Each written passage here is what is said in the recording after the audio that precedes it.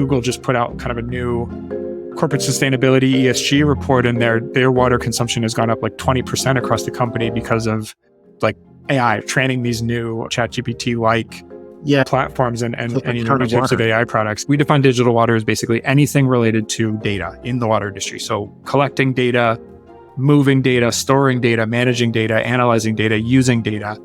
And it really encompasses a broader scope of older technologies that are still very much important in the industry. And so, again, that does include artificial intelligence. It does include IoT. Welcome to another episode of Liquid Assets, where we talk about the intersection of policy, management, and technology, all as it looks at the world of water. Today, we have an awesome guest for you, Eric Bindler from Bluefield Research. Hi, everybody. My name is Eric Bindler. I'm a senior research director at Bluefield Research. I'm responsible for our digital water service as well as industrial and municipal water. Eric, how are you doing today? Doing well, Ravi. How about you? I am doing good here in LA. The weather can't be better. We had just hopped in right before I hit the record button here. You lead Bluefield Research's digital, side of its research. And my question was like, what exactly does digital mean around what Bluefield does? Yeah, absolutely. So I'll give you maybe two responses to that in terms of just first for background on what Bluefield does, right? So we're a market research firm. We're focused exclusively on the global water, wastewater, and stormwater industry. And we really, more than anything, what we do is we work with companies to just help them understand kind of the market dynamics within the water sector, right? Whether that be players that are deeply embedded in water, just understanding, shifts in technology, shifts in policy, shifts in demand. But also we work with a lot of kind of outside firms that are increasingly interested in what's going on within water, trying to figure out a way to kind of invest or establish a foothold in the industry. But so a lot of it is, generating data, analyzing data, discussing kind of company strategy, company trends. We forecast markets of various types within water. And we cover kind of the whole gambit of the industry. So a lot of our focus has been on the municipal or the utility sector. So understanding what municipal water managers are doing and what they're investing in and what's keeping them up at night. But also increasingly, we're building out our footprint in the industrial side of things too. So looking at, what are data centers doing about water? What are food and bev manufacturing facilities and that kind of thing as well. So to the question of digital specifically, that's really been over the past couple of years. It was kind of a service that we launched, I want to say in maybe 2017, 2018, around when I started at Bluefield. And we've really seen a tremendous amount of interest in it. A lot of companies are trying to figure out that side of the market. There's a lot of, growth potential. There's a lot of really interesting R&D happening and kind of tech development. But we, from the beginning, we've taken a pretty broad view of it because the nature of demand for digital technology and services in the industry is such that, typically when people think digital, they think the most innovative, the most emerging, the newest technologies. They think, artificial intelligence or IoT or big data. And that's all certainly part of what we're talking about. But for us, it's much broader than that. And it really encompasses a broader scope of older technologies that are still very much important in the industry. So I'll give you the way that I typically define it when somebody asks is we define digital water as basically anything related to data in the water industry. So collecting data, moving data, storing data, managing data, analyzing data, using data. And so, again, that does include artificial intelligence. It does include IoT. It does include, LoRaWAN or NB-IoT kind of emerging communications technologies. But it also involves, SCADA systems, right? It means, systems that are certainly not new, right? They're decades old in many cases, but they're a fundamental part of the kind of data landscape for water utilities in terms of just the systems that are generating a lot of the core data that they have access to. Whether they're using it or not is kind of another question. But, SCADA systems, GIS systems is another one, just that kind of digital representation of a utility's assets and their networks. People don't necessarily think of, GIS as a cutting edge digital technology, but it's very much an important part of how utilities are understanding their systems and their assets. And so we consider that part of the scope. We also don't only look at, the hardware and typically when you think digital, you think technology, you think hardware, you think software. The services piece of it is also really crucial. And so we try to make a point to focus on the business landscape, not just for software companies or smart metering manufacturers, but also the very large and fragmented and diverse ecosystem of service companies that are helping connect those technologies to utilities, right? Because in many cases, and we can get way more into this, I'm sure, but in many cases, utilities don't have a ton of in-house technical expertise for keeping on top of the latest technologies for kind of optimizing those investment decisions. And so they need that help. They need those third-party kind of professional services providers, whether it be big global engineering firms or just kind of a local SCADA integrator or somebody in between, these players that are kind of helping them make use of that technology, helping with installation, implementation, design and engineering, planning, hosting data, whatever the case may be. And there's all kinds of interesting business models that are evolving there too. But the services piece of it is really important for how we think about this market. Interesting. And what are the interests? That's such an interesting side that you say, like the services side of it, because I'm sure the audience and even my head immediately goes to the hardware, the software, the AI technology that's out there. Let's just double click into that services piece. What kind of interesting models are you seeing in kind of what was services and what's happening now with the kind of growth of all this technology that's coming out? Yeah, I mean, I think a lot of it is your kind of traditional, so engineering and design, and certainly we're seeing, we look a lot of our clients and a lot of the players that we work with in the industry are engineering firms, right? I mean, they're a extremely important set of stakeholders, set of players in the global water industry. I mean, especially in the US, certainly it's true in other parts of the world as well, but I think in particular in the US, because, utilities have these kind of long-standing relationships. These engineering firms often serve as kind of trusted advisors to utilities, right? And so if a utility, if they don't have, especially maybe smaller mid-sized utilities that don't have the same degree of in-house technical expertise, again, they don't have somebody that's following this landscape that's on top of kind of this evolving digital sector, technology sector. They're kind of putting a lot of the onus and the responsibility for helping make those, decisions around what technologies to invest in and in what order, what the kind of technology roadmap is.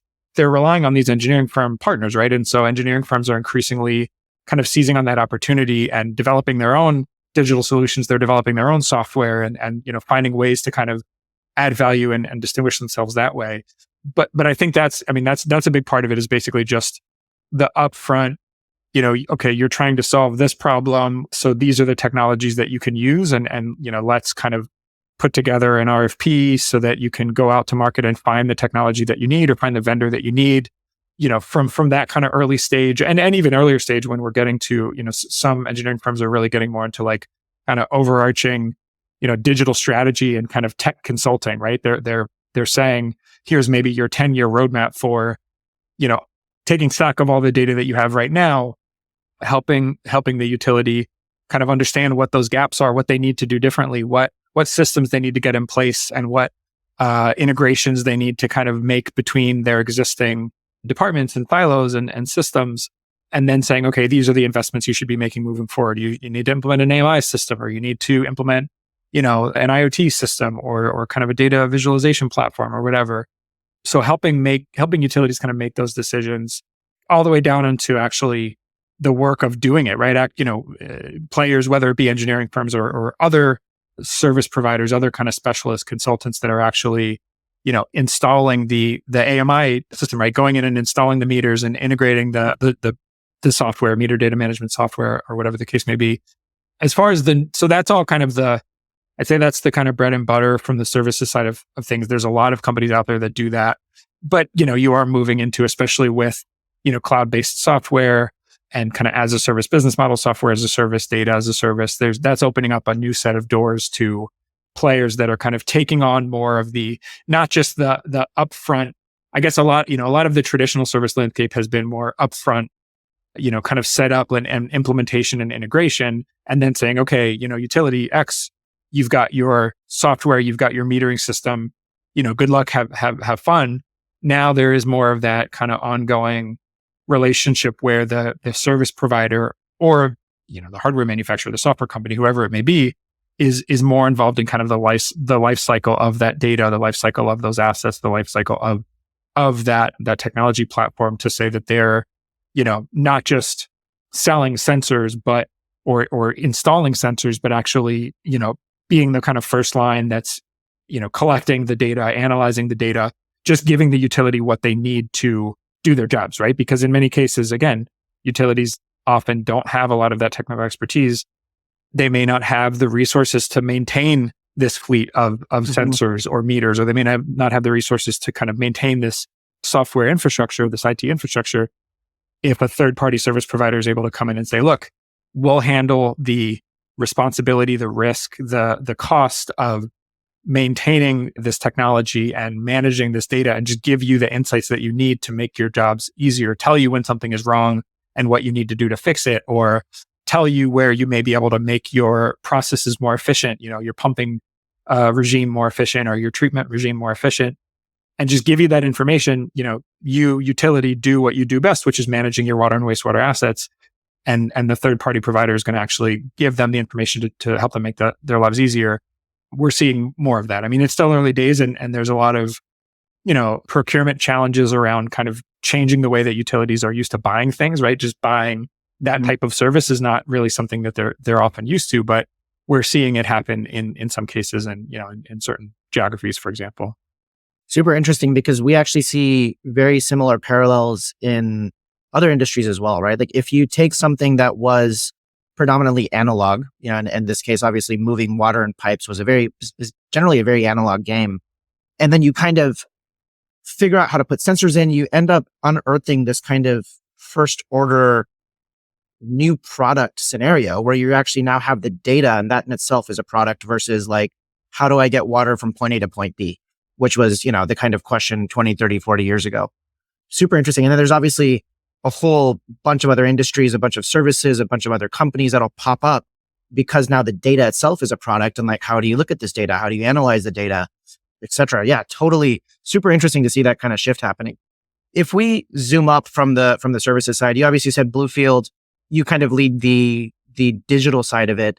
What other service areas do you guys have? Like what other besides digital is there in Bluefield? Yeah. So we kind of tell people that we do three things across 6 different areas, right? So the 3 things that we do is we basically write and sell reports, kind of market research reports. And that could be anything from, a 60-page or 40-page analysis of the state of play for, engineering firms active in the digital water market. That's, we talked about that. That's actually a report that we have, or, forecast for, industrial water management, water and wastewater management spend in the chemical manufacturing sector, for example. So we put the, kind of these one-off reports that any company or anybody that's interested in learning more about kind of business opportunities in the industry can go on and buy those reports. We also have basically research services, kind of subscription services. We call them corporate subscriptions, where a company can sign up for any number of topics that we offer, and they get access to all the research that comes out in that topic. And I'll get to what those are in a second. That's kind of the 6 buckets of research that we have. And then we also do custom consulting. So we've got a lot of companies, especially, that's especially where kind of financial investors will come and say, hey, I'm a private equity firm. I'm really interested in ESG and sustainability. I'm really interested in the water industry. I have no idea where to start. Maybe they're used to doing energy related stuff or other kind of infrastructure sectors and don't really know the lay of the land in the water industry. We'll kind of do a much more kind of bespoke, more focused, maybe a 6-week project or an 8-week project where we'll kind of, help size a particular market segment, or help, do some due diligence on an M&A target, or, frame out the competitive landscape, whatever they need, right? So those are the 3 services that we offer, right? It's the reports, the kind of research subscriptions, and the custom consulting. And then as far as the topics, we basically have 6 kind of buckets of research, which are digital water. We do US and Canada municipal water. There's also kind of a global municipal water service where we're looking at basically everything outside of the US and Canada. We have a private water service, which is mainly looking at the investor-owned utility landscape in the US. That's, obviously there's private water activity, there's kind of private utilities all over the world, but in particular, the kind of US IOU market is a really interesting and unique and dynamic one. And so we have kind of a focus area there. And then the last 2 would be industrial water, right? So looking at kind of water, wastewater, stormwater management strategies within anything outside of the utility space, right? So like I've said, chemical manufacturing, food and bev manufacturing, data centers, semiconductors, commercial, CNI, or I should say commercial or institutional type spaces like, hotels or office buildings or apartment buildings. And then our final service is it's kind of M&A and company strategy, right? So it's kind of cross-cutting the other services, but we're really focusing specifically on M&A trends and some of the kind of resulting company competitive positioning. We look at, publicly traded companies active in the industry, and we look at what they're seeing, what they're saying in their kind of earnings reports and things like that. So that's kind of our catch-all, competitive analysis service. Interesting. You kind of mentioned there was, the corporate subscription piece and then the custom consulting that you guys have of people looking to get into the market. A question that kind of hit my mind is who is buying these corporate subscriptions? We don't need names, but like, what is the kind of demographic of companies that are interested in getting the Bluefield subscription? Yeah, absolutely. I mean, we work with companies kind of across the value chain in the industry. It's a lot of engineering firms, like I mentioned. We have pipe companies that are clients, or valve or hydrant companies. Treatment technology providers, software firms, smart metering companies. That's probably the bulk of it, and then the kind of resulting service providers. We do work with a lot within that private water service. There's a lot of investor-owned utilities in the U.S. that are clients of ours. We've worked in the past with public utilities too, although there's not as much of a kind of a habit or a custom within the utility sector to buy market research. It's just not really something that's done. And I mean, I think we're always interested in kind of finding ways to make our research useful and kind of actionable for utilities. But our core audience really is kind of private companies that are active in the water industry, that are selling into the utility sector or selling into kind of industrial, and end user segments and things like that. Got it. And actually two questions that just came up right now is, as you guys are kind of looking at this research, two kind of columns are sitting in my head right now. The first column is, what is the Pareto of kind of water use? Roughly, we don't need exact percentages, but like, who are the largest users of water? Just because you guys cover such a wide spectrum, from municipalities to industrial to food and beverage. And then the kind of flip side of that is, it'd be really probably interesting, because I don't even know the answer to this, of like how much money is in the water industry and how much money is actually going in, even like, like a total sum or per kind of market.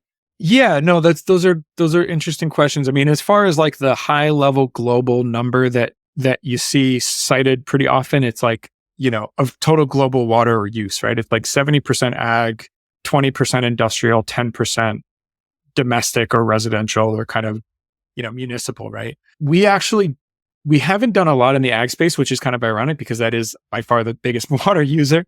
It's something that we've kind of been looking at, and because you see there's a lot of parallels between kind of the utility sector and the agricultural sector, and just the kind of conservatism, right? The utility sector in particular, it's very fragmented, right? There's thousands of individual municipalities that are kind of managing water in specific communities. It's a very different model than what you'd see in kind of the power utility or electric utility side.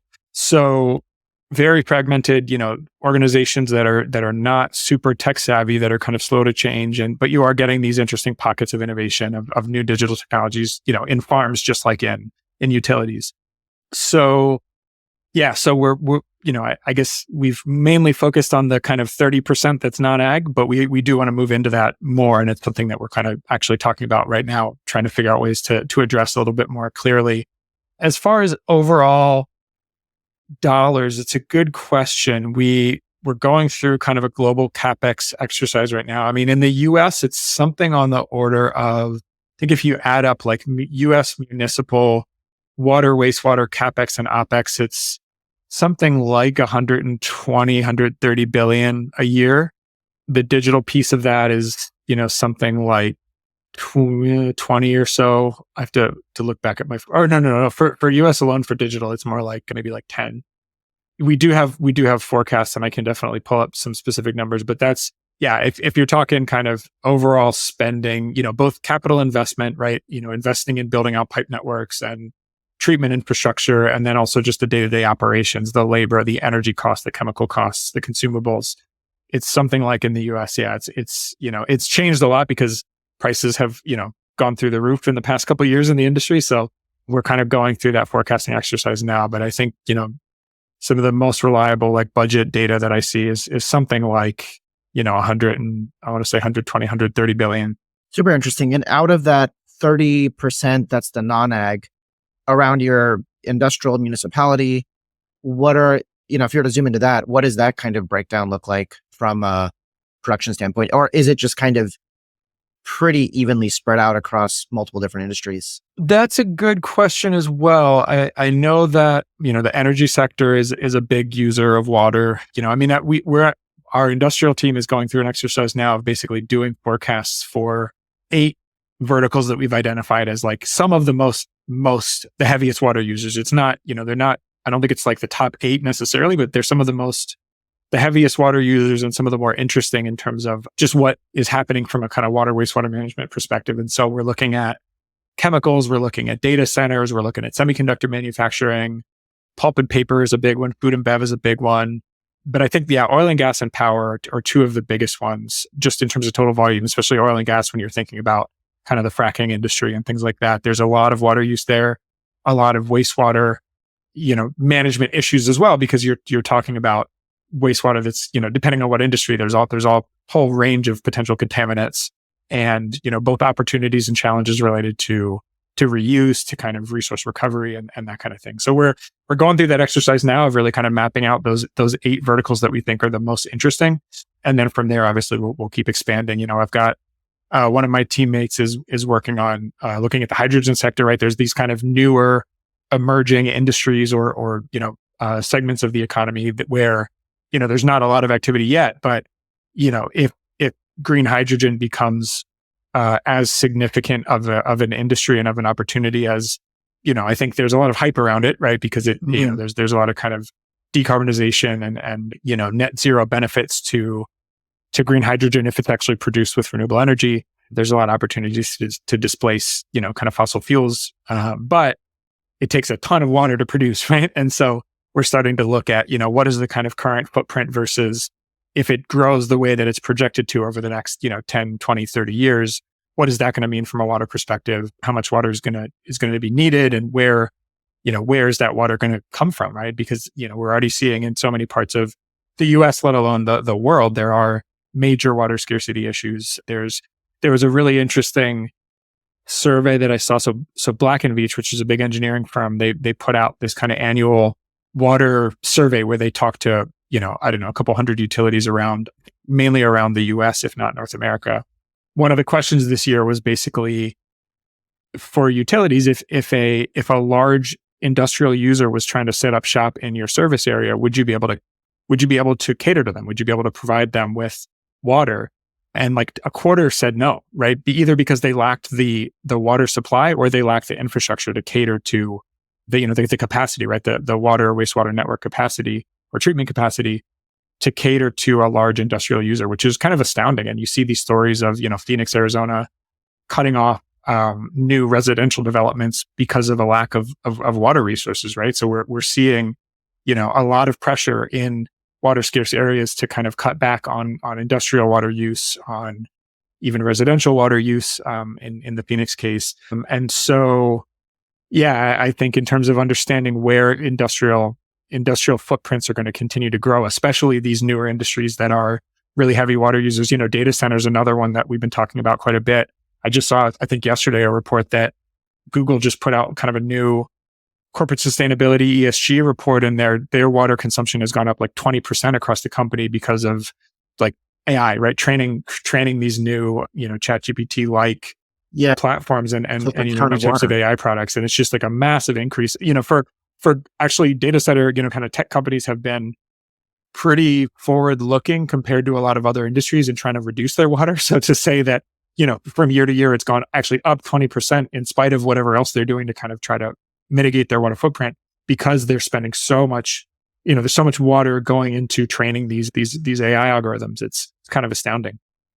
So when you kind of said that figure of 25% of the municipalities saying that, no, we don't have the supply available or the infrastructure, what do you think is the solution there? Like, do we go and figure out where these industrial hotspots are and build out better infrastructure? Is there like a supply problem? I mean, it seems like it's kind of multifaceted, but what, like, if you're looking at a crystal ball, what would you say is the fix there?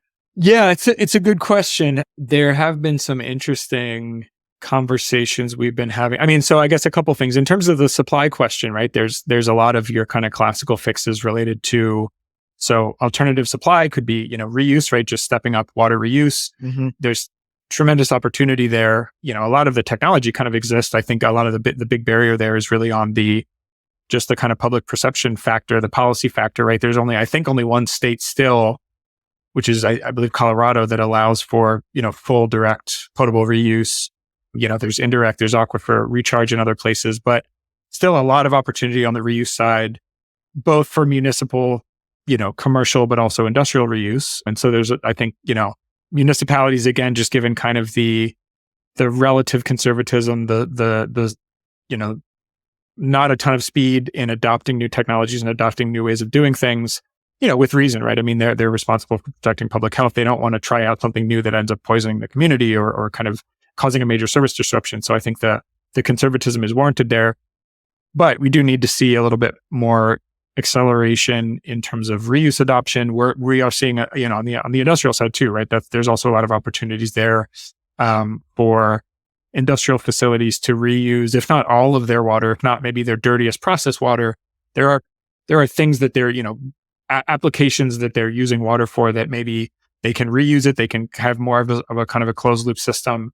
Maybe they don't need super high quality, potable water quality to, for their cooling towers or for, for their, for cleaning their facilities and things like that, right? So there's a lot of opportunities there that we're seeing more interest, I think. Desalination obviously is another kind of alternative supply. There's a lot of work that can be done in kind of just reducing water waste and leakage in terms of helping people, consumers use less water.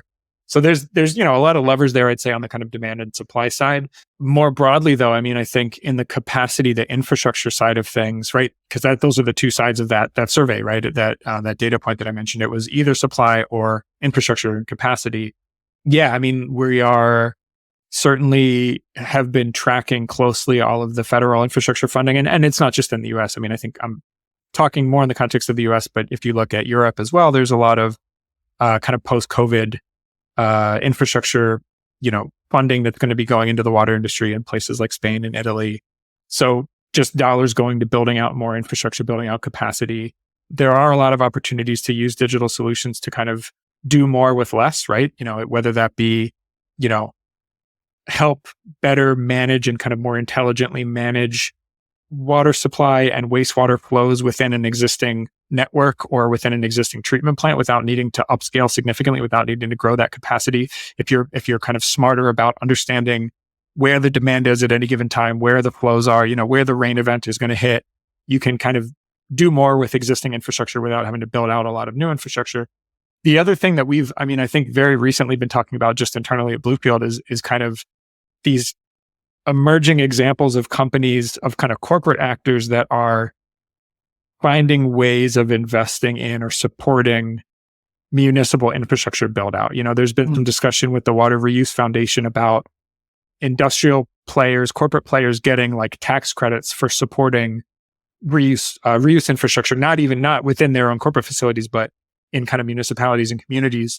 We've seen a couple examples recently of Microsoft basically paying to have leak detection, acoustic leak detection systems installed on utility pipes, and then claiming any water loss reduction that comes out of that, claiming that towards their kind of corporate sustainability goals, their water replenishment goals.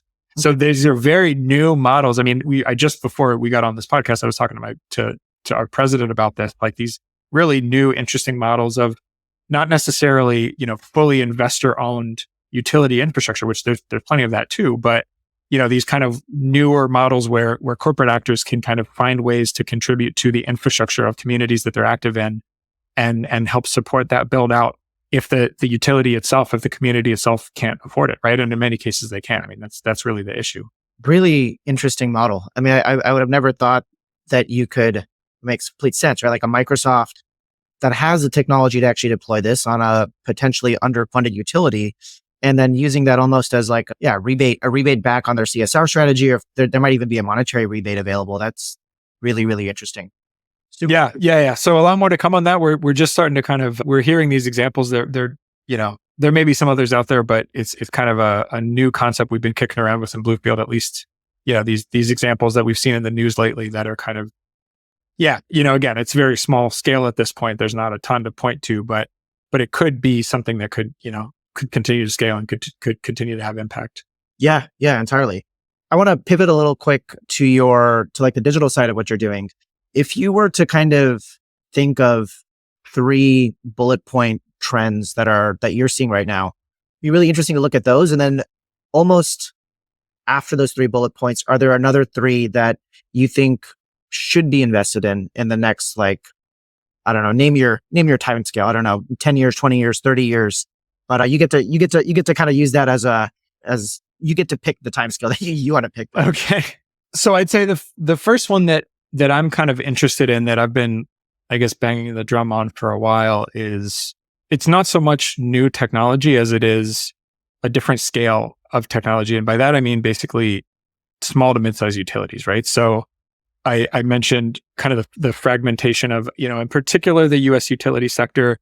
We do see the same pattern in many other parts of the world, although there are exceptions, like, the UK market, which is highly regionalized, highly privatized, is a little bit of a different story. But, mainly when we look across North America, most of Europe, a lot of kind of, APAC markets, we get this same situation where water, wastewater services are provided by a small kind of local municipal government, right? And so the kind of budget, the technical capacity of utilities in that scale is very different than a large city that's serving a couple million people, that's got a massive staff, that has the budget and the internal technical capacity to make a lot of really intelligent decisions about and really just take on this new technology, right? Because it isn't just technology isn't.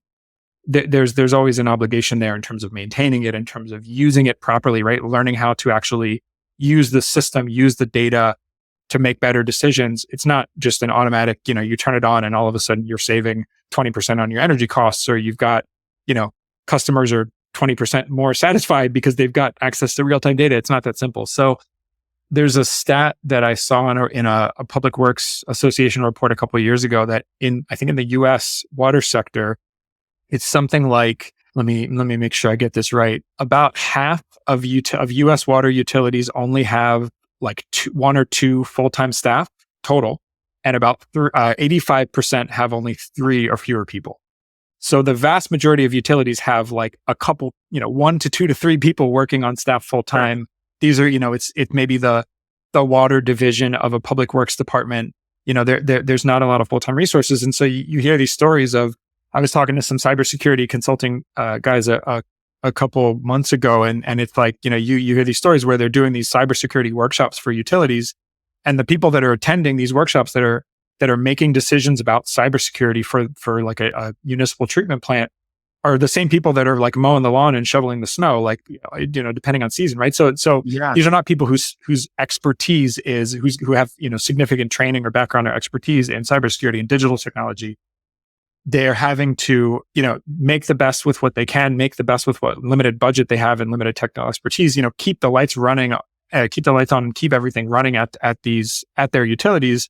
They don't have the time or the resources to invest in understanding this technology landscape and what it can do for them. And so that's the first trend that I'm really interested in, is just companies that are finding ways to scale technology down to small to mid-sized utilities. The cloud plays a big role in that, right? Putting something in the cloud so that you don't need a dedicated, resource or, significant kind of on-prem server capacity to host stuff in your utility. Because again, most utilities at that level, they don't have an IT department. They don't have an IT person. They're using the IT resources of the broader kind of municipal government or the public works department. So the cloud is a big part there. And again, back to what we were saying earlier about, business models, right? Putting more of the responsibility, the risk, the onus for actually processing whatever data is coming in and giving, turning it into insights that are actually usable. There's a big role for kind of cloud and software as a service, data as a service, network as a service, metering as a service, whatever you want to call it. So that's maybe my first big trend that I think is really interesting and important. So, I mean, cybersecurity is a big one, especially in the past couple of years. We have seen a couple of different versions of this data, but the most recent one I saw was, I think it was a data set on cyber attacks with physical implications. So places where hackers took control of some sort of physical resource in the world. And it wasn't only water, It was kind of all industries. It was manufacturing, transportation. But the number of those attacks globally increased by like 1,000% between 2019 and 2021. So just with COVID and with just a lot more remote from, work from home and kind of more touch points, more vulnerabilities, the amount of just cyber attacks just skyrocketed in kind of the operational technology sector, in the water sector too. We've heard of a lot of those high profile attacks, Oldsmar, although turns out maybe that wasn't an attack, a hack after all. But anyway, that's something that we think has really kind of maybe lit a fire under a lot of utility managers around the country, around the world, because, very few utilities in at least, North America, Europe, for example, don't have any digital capabilities, right? They're connected to something, right? They may have an air gap treatment plant, but they've still got people kind of coming in with iPhones and plugging in and charging their iPhones, or, they've got some sort of smart metering system. They've got some software capability. So understanding the vulnerabilities, understanding kind of cyber risk and cyber security strategies, I think the need for that has become much more clear in the past, really just like 2 to 3 years since the pandemic. So that's one that we see as a big kind of, I guess, secular trend in the industry that's not going away anytime soon. And then the third one, what would be a good third one? I mean, the other thing that's been an area of focus in the past, I'd say also in the same, maybe the last couple of years, has been kind of the energy and climate footprint of the utility sector. This is a thing where the kind of municipal utility, kind of municipal water industry, I think has, in many cases, really approached climate from kind of an adaptation standpoint, from kind of a how do we prepare to deal with the consequences of whether it be water scarcity and kind of, finding alternative water supplies and promoting conservation and that kind of thing. Or, dealing with extreme weather events, with extreme precipitation, with, wildfires, where depending on where you are in the world. In the past couple of years, we're seeing, I think, more recognition of the fact that the utility sector also is a major contributor to climate, to greenhouse gas emissions, right? And that's, there's a ton of energy that goes into pumping, right? Pumping water and pumping wastewater from place to place and through treatment plants and around communities. There's a decent kind of fleet footprint of a lot of, large utilities that serve large service areas. They're sending people around in trucks all day long to fix things and to read meters and to, exercise valves and inspect hydrants, right? There's that. But especially on the wastewater treatment side, there's a big kind of methane and nitrous oxide footprint, which is, methane is, I think, 85 times more potent than carbon dioxide, right? So you've got this increasing realization that I think the water sector accounts for something like 2% of global greenhouse gas emissions and something like maybe 7 or 8% of global methane emissions specifically, right? So it's not the biggest contributor by any means, but it's not insignificant, right? So Sure. There's a lot of opportunity within digital tech, but also just, other types of, just treatment technology, anaerobic digestion, what have you. But in the digital space specifically, there's a lot of opportunity there for kind of helping utilities to mitigate their energy use, their emissions, whether that be, more efficient pumps or, kind of IoT and smart meters to prevent the kind of truck rolls, right? To minimize the amount of people that have to be out on the road, or, just better monitoring, better kind of, data collection and monitoring and optimization of treatment processes and that kind of thing to reduce that overall emissions footprint. And that's something that, I think especially in Europe where, there's a lot more immediate exposure to kind of the Russia-Ukraine conflict and kind of the energy price spikes associated with that. But in other parts of the world as well, Australia has been kind of a front leader, our front runner in terms of kind of sustainability within the utility sector. We're seeing, a lot of interesting applications and projects related to basically using digital technology to be greener, be more sustainable, to reduce energy use. So those are my long-winded answer is kind of small to mid-sized utility, cybersecurity, and kind of climate mitigation, essentially. Yeah, totally makes sense. And so I guess I'll change my second question. If we assume that all three of these things get solved, right, in the next 15, 20 years, 10 years, What do you think is the next frontier then? Like what's after to solve? Ooh, that's a good question. I mean, there's a lot of water quality stuff coming down the pipe that, I mean, we're still, you mentioned PFAS when we were chatting beforehand, right? Like PFAS is a massive issue that I think we're still very far from dealing with and really very far from understanding the consequences of. But even if you go beyond that, there's microplastics, there's endocrine disruptors, kind of pharmaceutical products. There's a lot of water quality issues that I think we've not even really begun to think about how bad they are and how we're going to fix them. And that's something that, there's digital implications there, but I think there's also a lot more in terms of treatment, advances in treatment technologies, which is not as much my area of expertise, although I'm starting to kind of learn up on it. But advances in treatment technology or kind of, pollutant destruction technology, right? In the case of PFAS, there's all kinds of really interesting ways to actually just destroy it, let alone filter it out of your water. But then, microplastics, what are we going to do about that? Or what are we going to do about, some of the pharmaceutical product pollutants and things like that?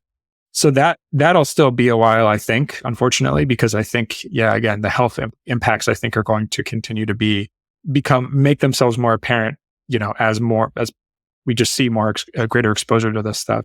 What else as far as longer term? I mean, one of the other long-term trends, I think, is just the workforce issues in the industry. This is kind of another secular trend that it's not new. I mean, since I've been in the water industry, we've been talking about the aging workforce and, the high rate of retirement and the kind of silver tsunami and that kind of thing. But I think especially during COVID, it was exacerbated, right? A lot of people retired early.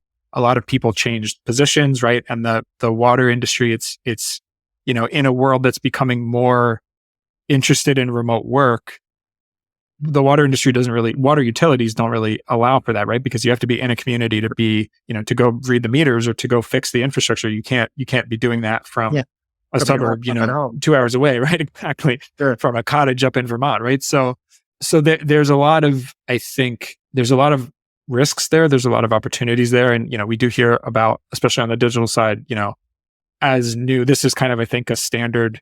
If anything, it's something that digital startups will say to themselves to kind of console themselves about why they're not getting more adoption, is that like, well, we've got more young people coming into the industry and they're going to see the light and they're going to be interested in data and digital tech and they're going to adopt my product in 5 years. I just have to hold on till then.